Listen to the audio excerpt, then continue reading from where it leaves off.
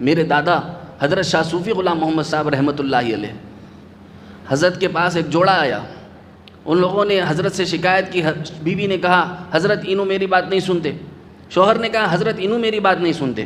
حضرت نے بٹھا کر دیکھا، تھوڑی دیر گردن نیچے جھکائی، حضرت کا ایک انداز تھا، حضرت تھوڑی دیر سوچے بغیر کوئی جواب نہیں دیتے تھے، پہلے سوچ و وچار کیا، پھر اس کے بعد حضرت نے ان کو دیکھا اور دیکھ کر کے کہا نہ تم اس کی سنو نہ تم اس کی سنو۔ وہ لگا یہ سوچ کے آئے تھے کہ حضرت یہ بولیں گے کہ بھائی تم شوہر کی سنو تم بیوی کی سنو، یہی سوچ کے آئے نا بھائی، نصیحت تو یوں ہی ہوتی ہے نا۔ لیکن آپ حیرت کریں گے کہ حضرت نے یہ ارشاد فرمایا کہ نہ تم اس کی سننا نہ تم اس کی سننا، دونوں مل کے اللہ رسول کی سننا بولے۔ یہ ہوتا ہے پھر حق گوئی سننے کی طاقت آتی ہے اس سے۔ معلوم یہ ہوا کہ نہ میں اپنا حق سننے کو تیار ہوں نہ بیوی اپنا حق سننے کو تیار، بہرے ہو گئے۔ اور اللہ نے کہا کہ وہ اندھے ہو گئے۔ اندھے ہو گئے تو مطلب کیا ہے اس کا؟ آنکھیں نہیں تھے۔ ابو جہل کو اس کے ماننے اور چاہنے والوں کو، ابو لہب کو اس کے ماننے اور چاہنے والوں کو، عتبہ کو، شیبہ کو اور دیگر لوگوں کو، منافقین کو، کفار و مشرکین کو، کیا وہ لوگوں کو آنکھیں نہیں تھے؟ آنکھیں تھے، لیکن حق دیکھنے سے محروم ہو گئے۔ آنکھوں کے سامنے کلمہ، ہاتھوں پر کنکریوں نے کلمہ پڑھ لیا، انت ساحر کہہ کر کے حضور صلی اللہ علیہ وسلم کے چہرے سے اپنا چہرہ پھیر لیا۔ ایسی کیسی بدبختی تھی ان کی، سوچو ذرا۔ اب یہ تو ہو گیا اس وقت کا واقعہ، تو کیا خالی واقعہ اس وقت تک کے لیے ہے؟ نہیں، قیامت تک کے انسانوں کے لیے اس کے اندر میسج ہے کہ جب حق دکھ جائے تو پھر کم از کم اس وقت تو اس کو سمجھنے کی کوشش کرو۔ نہ حق دیکھنے کی ہمارے اندر طاقت، نہ حق سننے کی ہمارے اندر طاقت، نہ حق بولنے کی ہمارے اندر طاقت۔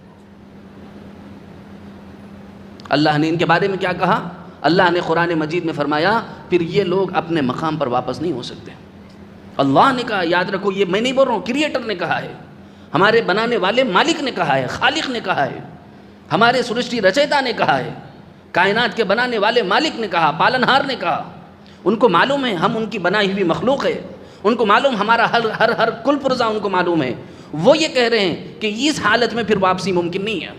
کب واپسی ممکن نہیں ہے؟ جب آدمی حق سننا چھوڑ دے، حق بولنا چھوڑ دے، حق بولنا چھوڑ دے، حق سننا چھوڑ دے، حق دیکھنا چھوڑ دے، تو پھر اس کے نتائج یہ نکلتے ہیں جو آج ہم نکل رہے ہیں۔ دیکھو کیا نتیجہ نکلا، 10 سال سے 5 سال سے کسی کا کیس چل رہا ہے، 10 سال سے کسی کا کیس چل رہا ہے، 15 سال سے کسی کا کیس چل رہا ہے۔ غلط بول رہا ہوں تو آپ جواب دیجئے مجھے، نتیجے بھی دیکھو، اس کے بعد فیصلے ہو رہے ہیں۔ دیکھو نا بابا، فیصلے ہو رہے ہیں کیا؟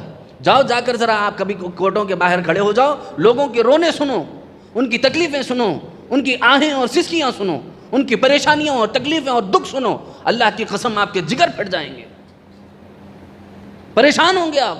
آخر ایسی کیا تکلیف ہے صاحب؟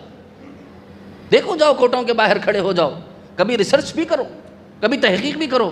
آنکھیں موچ کر کودنے سے آج ہر عالم روک رہا ہے۔ الحمدللہ اللہ نے اس زمانے کے علماء کو اتنی وسعت اور وسعت قلبی اور وسعت ذہنی عطا فرمائی کہ یہ پہلے کی طرح نہیں ہے کہ بھئی آنکھ موچ کے کودتے رہو، نہیں۔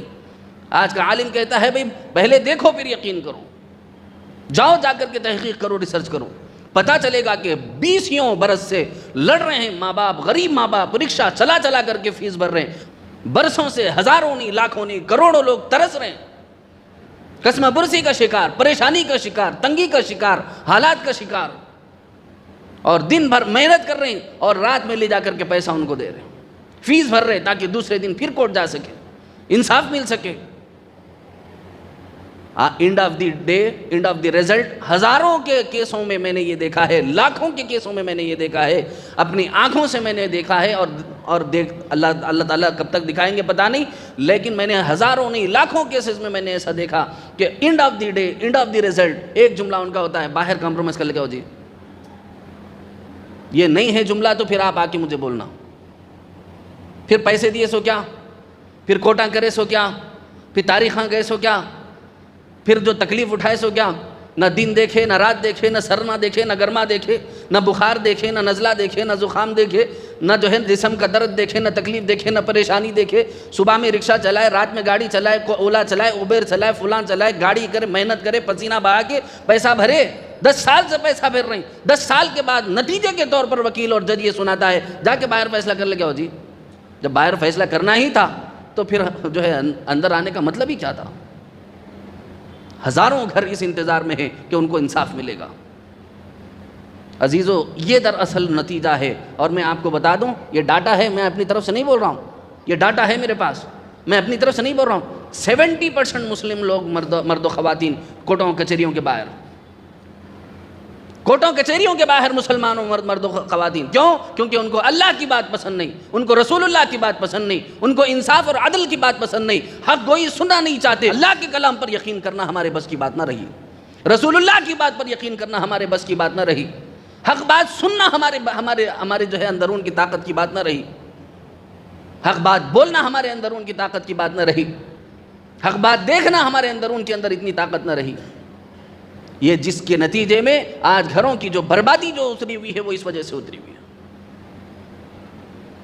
نہ بیوی اللہ کی سننے کو تیار، نہ شوہر اللہ کی سننے کو تیار، نہ بچے اللہ کی سننے کو تیار، نہ بچیاں اللہ کی سننے کو تیار. جس کے نتیجے جو نکل رہے ہیں وہ ہماری آنکھوں کے سامنے ہیں، جس کے رزلٹس جو نکل رہے ہیں وہ ہماری آنکھوں کے سامنے ہیں، جس کے بھگتان کے نتیجے میں ہماری بہن بہو بیٹیوں کو رسوائی کا سامنا کرنا پڑ رہا ہے، یہ نتیجے ہمارے سامنے